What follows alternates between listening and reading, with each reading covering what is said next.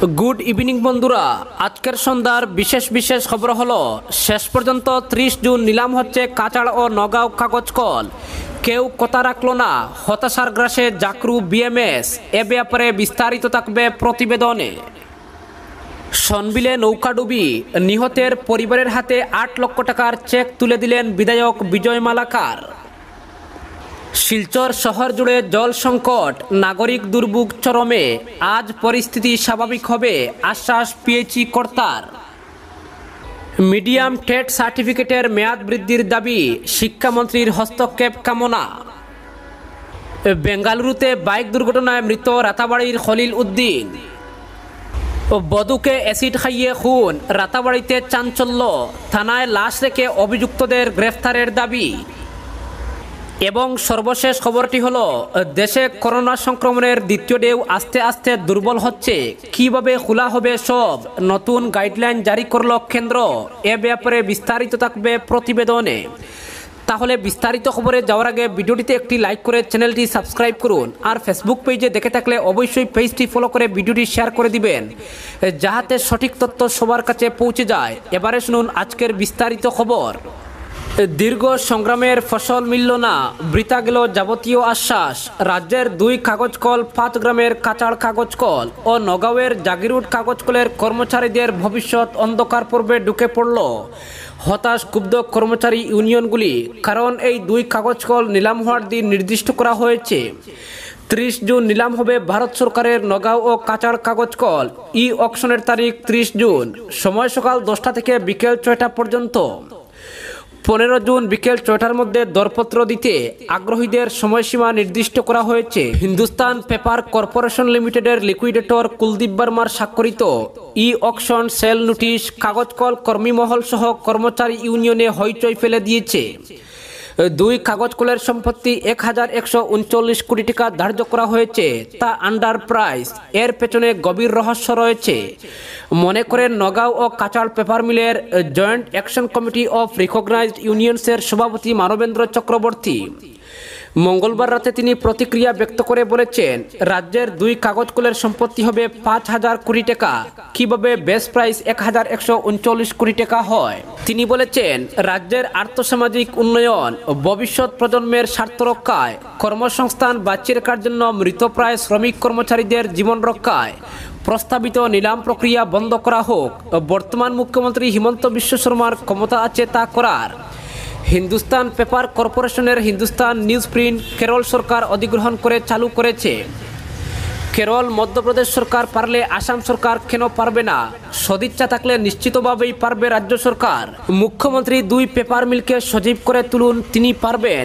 মানবেন্দ্রবাবু আরও বলেছেন, লাগাতার 7 বছর থেকে আন্দোলন করে যাচ্ছি আমরা। কাছাড় ও নগাঁও কাগজ কল পুনরুজ্জীবিত করার জন্য তুমুল সংগ্রাম হয়েছে। আদালতে লড়াই দীর্ঘদিন থেকে চলছে। 26 এপ্রিল এনসিএলটিতে কুলদীপ বর্মা যে পিটিশন দিয়েছিলেন 2 পেপার মিলকে নিলাম করার জন্য, তা খারিজ করে এনসিএলটি 2 মিল চালু করার জন্য নির্দেশ দেন। মঙ্গলবার হঠাৎ 2 মিলকে তার সব সম্পত্তি সহ নিলাম করার জন্য ই অকশন আবেদন চেয়েছেন কুলদীপ বর্মা। দিন ধার্য করা হয়েছে 30 জুন। অথচ কেন্দ্রীয় স্বরাষ্ট্রমন্ত্রী অমিত শাহ 4 এপ্রিল নির্বাচনী সভায় সর্বগে ঘোষণা করেছিলেন ভারতকে আত্মনির্ভর করতে ও আসামে কর্মসংস্থান আরও বাড়িয়ে তুলতে 2 কাগজ কলকে চালু করা হবে। আমরা সেই বিশ্বাসে ছিলাম, কিন্তু নিলামের খবর পেয়ে প্রচণ্ড দুঃখবোধ ও হতাশা গ্রাস করেছে। ভাবা গিয়েছিল পরিবর্তন আসবে, তা হলো না।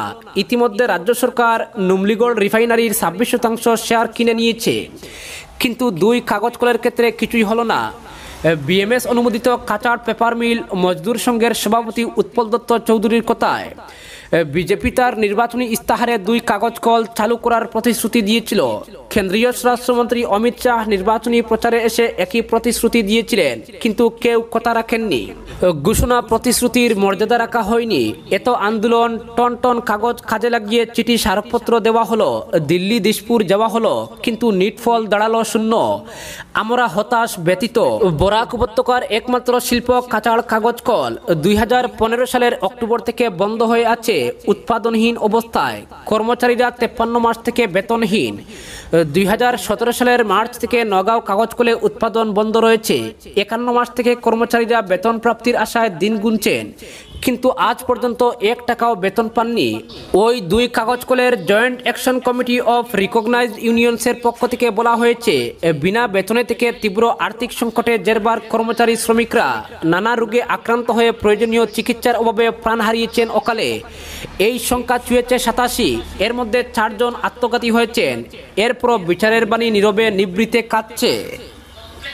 অপরদিকে সনবিলে ভয়ানক নৌকা দুর্ঘটনায় মৃত 2 পরিবারের হাতে 1 সপ্তাহের ভিতরে 8 লক্ষ টাকার চেক তুলে দিলেন বিধায়ক বিজয় মালাকার। কথা দিয়েছিলেন 1 টাকা খরচ করতে হবে না, কারো কাছে যেতে হবে না। কথা মতো নিজ হাতে চক্র আধিকারিক মহাশয়ের উপস্থিতিতে 4 লক্ষ টাকা করে 2 পরিবারের হাতে 8 লক্ষ টাকার চেক তুলে দিলেন। উল্লেখ্য, গত মাসের 26 তারিখ 50 বছর বয়সের উজ্জ্বলা দাস এবং তার নাতনি 10 বছর বয়সের হাসি দাস জ্বরের কবলে নৌকা থেকে পড়ে যাওয়ায় আকস্মিক মৃত্যু ঘটে। খবর পেয়ে রাতাবাড়ির বিধায়ক বিজয় মালাকার তাদের পরিবারে দেখা করে কিছু নগদ অর্থ সাহায্য করেন। বলেছিলেন তিনি নিজে চেক এনে দেবেন, কোনো জায়গায় যোগাযোগ করতে লাগবে না বলে সাফ জানিয়ে দিয়েছিলেন। এদিকে বিধায়কের 2 মৃতের পরিবারকে চেক নিজে এনে দেওয়ায় 2 পরিবারের পক্ষ থেকে কৃতজ্ঞতা জ্ঞাপন করেন।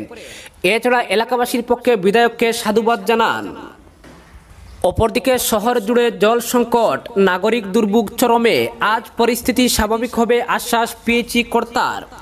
শিলচরের বিভিন্ন মহল্লা জুড়ে পানীয় জলের সংকট এতটাই ভয়াবহ অবস্থায় এসে পৌঁছেছে যে নানা এলাকার মানুষ রান্না ও খাওয়ার জলের অভাব মেটাতে পকেটের টাকা খরচ করে 5 ও 20 লিটার সিল্ড বোতল জারবন্দি জল কিনছেন। প্রায় পক্ষকাল থেকে পানীয় জল সরবরাহের নামে বেনজির পরিস্থিতি তৈরি হলেও পিএইচই বিভাগের কোনো হেলদুল নেই। নীরব পুরসভা কর্তৃপক্ষ। মালুগ্রাম থেকে তারাপুর, অম্বিকাপট্টি থেকে public school road, Vivekananda road থেকে সোনাই রোড, হাইলাকান্দি রোড, ঘনিয়ালা, জানিগঞ্জ সহ আরও বহু এলাকায় গ্রীষ্মের দাবদাহে পানীয় জল অধরা থাকায় জনক্ষোভ চরমে উঠেছে। অনিয়মিত জল সরবরাহ, 2 বেলা জল সরবরাহের বদলে টানা কিছুদিন থেকে 1 বেলা জল দেওয়া হচ্ছে।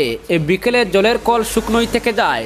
সকালে জল সরবরাহ করলেও নির্দিষ্ট সময়ের পরিবর্তে যখন তখন দিয়ে জল দেওয়ার সময়সীমা হ্রাস করা হচ্ছে। খাওয়ার জলে টান, এমনকি স্নানের জলেরও আকাল। বৃহত্তর নিউ শিলচর এলাকায় জলের হাহাকার চলছে।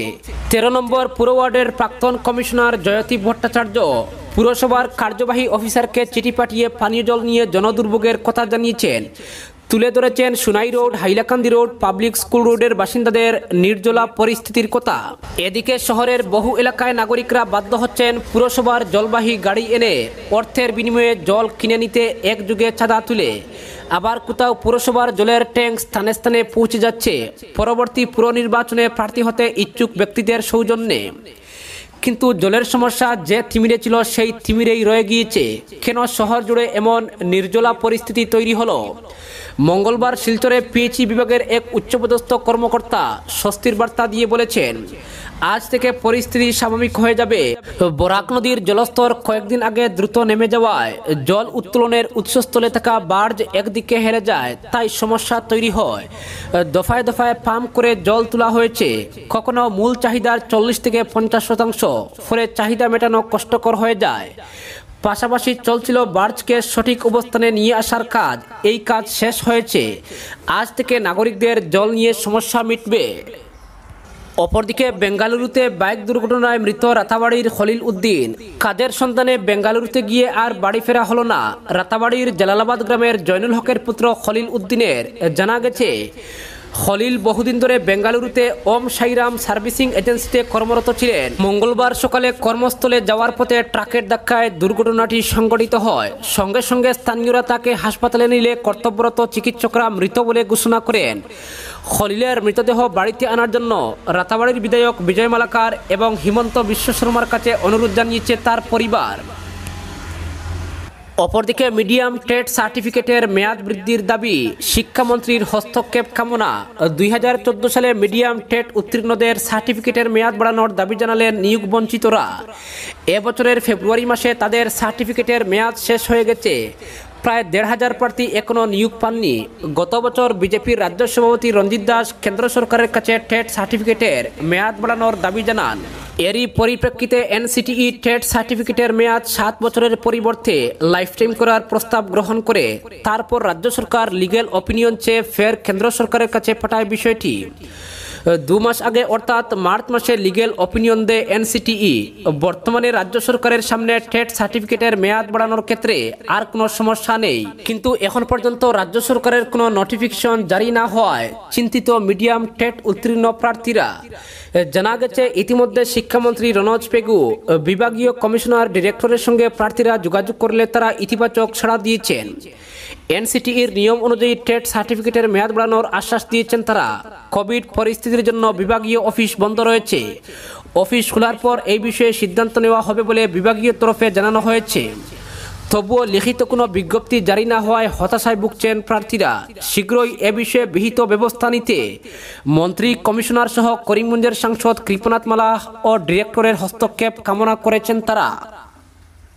অপরদিকে বধূকে অ্যাসিড খাইয়ে খুন, রাতাবাড়িতে চাঞ্চল্য, থানায় লাশ রেখে অভিযুক্তদের গ্রেফতারের দাবি। গৃহবধূকে অ্যাসিড খাইয়ে খুন করার অভিযোগ রাতাবাড়ি এলাকার সাগিখাউরি গ্রামে। ঘটনার বিবরণে জানা গেছে, মঙ্গলবার সকালে সাগিখাউরি থেকে হাফসা বেগমের ননদ জাসমিন বেগম রাতাবাড়ি এলাকারই ৬২ হালে হাফসার বাবার বাড়িতে ফোন করে জানান হাফসা অ্যাসিড খেয়ে আত্মহত্যা করার চেষ্টা করছেন। অবস্থা আশঙ্কাজনক হওয়ায় তাকে চরগুলা হাসপাতালে নিয়ে যাওয়া হয়েছে। এই বলেই ফোন কেটে যায়। খবর পাওয়া মাত্র বাবা আজাইব আলী সহ অন্যরা ছুটে আসেন হাসপাতালে। সবার আগে হাসপাতালে ছুটে আসেন হাফসার বড় বোন। তিনি জানান, হাসপাতালে এসে দেখেন হাফসার সংকটজনক অবস্থা, অ্যাসিড তার মুখ জ্বলসে গেছে। ঘটনা জানতে চাইলে হাফসা মাথা নেড়ে শাশুড়ির দিকে ইঙ্গিত করে হাসপাতালে ছুটে আসতে থাকেন হাফসার বাবার বাড়ির আত্মীয়রা। এরই ফাঁকে হাসপাতাল থেকে চম্পট দেন শাশুড়ি রায়না বেগম। হাসপাতালে উপস্থিত ছিলেন আনিপুর জিপি সভাপতি রুহুল আমিন খান। তাকেও সামনে নিয়ে আসা হয়। তিনি হাফসার কথা এবং অবস্থা দেখে থানায় এফআইআর দিতে বলেন। এরপরই শ্বশুর আতাউর রহমান ওরফে আতাই মিয়া, শাশুড়ি রায়না বেগম ও ননদ জাসমিন বেগমকে অভিযুক্ত করে মামলা হয় রাতাবাড়ি থানায়। পুলিশ এসে বয়ান রেকর্ড করে। সংকটজনক অবস্থায় হাফসাকে শিলচর রেফার করেন ডক্টর আবু খান। হাইলাকান্দি পর্যন্ত পৌঁছার পর অবস্থার আরও অবনতি হলে সন্তোষ কুমার রায় হাসপাতালে ভর্তি করা হয়। বেলা ১২টায় সেখানেই প্রাণ ত্যাগ করেন হাফসা। উল্লেখ্য, প্রায় ৫ বছর আগে ৬২ হালের আজাইব আলীর মেয়ে হাফসা বেগমকে বিয়ে দেওয়া হয় সাগিখাউরি গ্রামের আতাউর রহমানের ছেলে সুয়েল আহমেদের সঙ্গে। অভিযোগ, বিয়ের পর থেকেই যৌতুক নিয়ে স্বামীর বাড়িতে অনেক অত্যাচার সহ্য করেন হাফসা। এ নিয়ে অনেকবার সামাজিক বিচার হয়েছে, কিন্তু অভ্যাস পাল্টেনি স্বামীর বাড়ির লোকদের। তাই এটাকে পরিকল্পিত খুন বলে দাবি করছেন মৃতার বাবা আজাইব আলী। তারা সেখান থেকে মরদেহ নিয়ে সোজা চলে আসেন রাতাবাড়ি থানায়। বিকেল ৫টায় থানা চত্বরে দলে দলে উপস্থিত হন গ্রামের লোকেরা। ওসি জয়ন্ত তেরন পুলিশ বাহিনী নিয়ে অভিযান চালান সাগিখাউরি আতাই মিয়ার বাড়িতে। অভিযুক্তদের কোনো হদিশ পাওয়া যায়নি। এদিকে অভিযুক্তদের ধরা না পর্যন্ত মৃতদেহ থানায় থাকবে বলে হাফসার লাশ থানায় রেখে বাড়ি ফিরে যেতে উদ্যত হন আত্মীয়রা।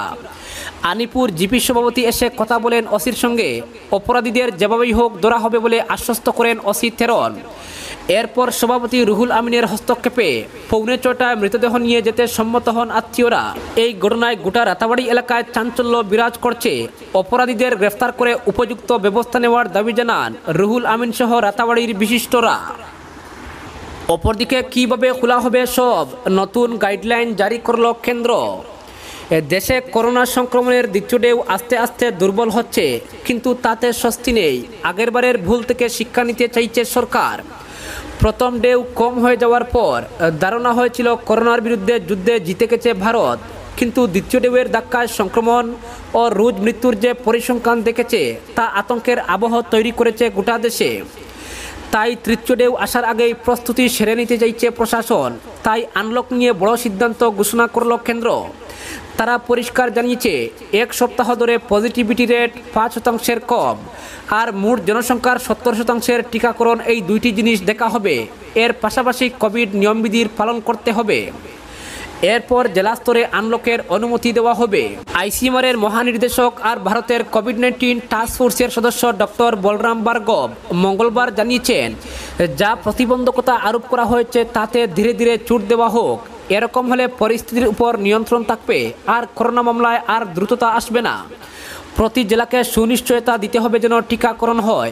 ভার্গব আরও জানিয়েছেন, তৃতীয় ঢেউয়ের ধাক্কা আটকাতে 5% কম পজিটিভ রেট হতে হবে, তখন একটু একটু করে খুলতে হবে। তবে এই খোলার বিষয়টা খুব ধীরে ধীরে হতে হবে। ভার্গব জানিয়েছেন, এর পাশাপাশি 70% মানুষের টিকাকরণ হতে হবে। 344টি জেলায় এই মুহূর্তে 5% কম সংক্রমণ রয়েছে। 30টি রাজ্যে করোনা ভাইরাসের চিকিৎসাধীনের সংখ্যাও কমছে। ভার্গব জানিয়েছেন, আমরা করোনার দ্বিতীয় ঘাতক ঢেউয়ের মধ্যে রয়েছি, তবে এটা এখন শেষের পথে। পরিসংখ্যানে যদি নজর রাখা হয় তাহলে এপ্রিলের প্রথম সপ্তাহে তাদের কাছে 200-র কম জেলা ছিল। এই জেলাগুলিতে 10%-র বেশি সংক্রমণ ছিল।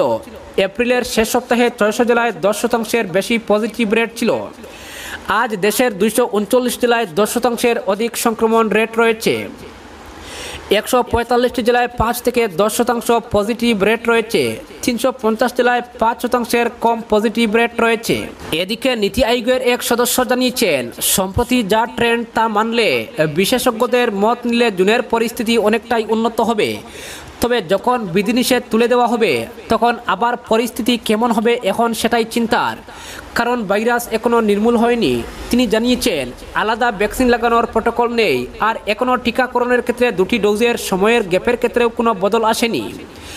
এদিকে বাচ্চাদের জন্য করোনা ভাইরাস এখনও সেরকম কোনো ক্ষতি সাধন করেনি, তবে সামনের দিনে এই ভাইরাসের রূপ পরিবর্তনের সম্ভাবনা রয়েছে। পরিস্থিতির সঙ্গে লড়াইয়ের জন্য সরকার প্রস্তুতি সারছে।